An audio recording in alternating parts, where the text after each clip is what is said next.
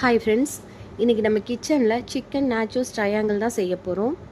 எப்போவுமே கட்லெட்டை ஒரே மாதிரி பிரெட் க்ரம்ஸில் கோட் பண்ணாமல் இந்த மாதிரி ஒரு தடவை ட்ரை பண்ணி பாருங்கள். டேஸ்ட்டு சூப்பராக இருக்கும்.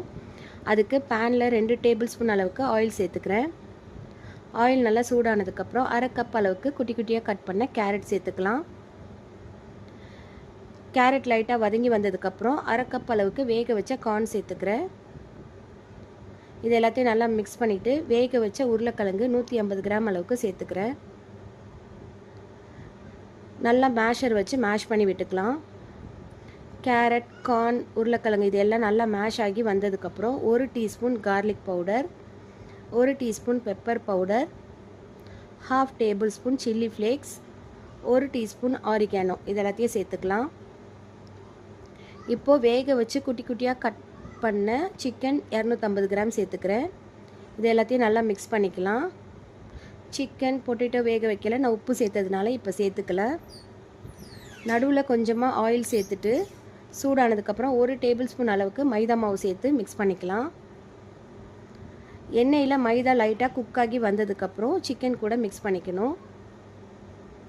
இந்த ஸ்டேஜில் கொஞ்சமாக சிக்கன் ஸ்டாக் சேர்த்துக்கிறேன். மைதா நல்லா வெந்து சிக்கன் கூட நல்லா பைண்ட் ஆகி வந்ததுக்கப்புறம் ஸ்ப்ரிங் ஆனியன் சேர்த்து ஆஃப் பண்ணிடலாம். ஆறுனதுக்கப்புறம் ஒரு ஷீட்டில் மாற்றிட்டு இந்த மாதிரி ஸ்கொயர் ஷேப்பில் ஃப்ளாட் பண்ணி எடுத்துக்கிறேன். ரொம்ப மெலிசாக இருக்கக்கூடாது, கொஞ்சம் திக்காக இருக்கிற மாதிரி ரெடி பண்ணிக்கணும். நான் இன்றைக்கி ட்ரையாங்கிள் ஷேப்பில் கட் பண்ண போகிறேன். உங்களுக்கு வேணும்னா ரவுண்ட் ஷேப்பில் கூட கட் பண்ணிக்கலாம்.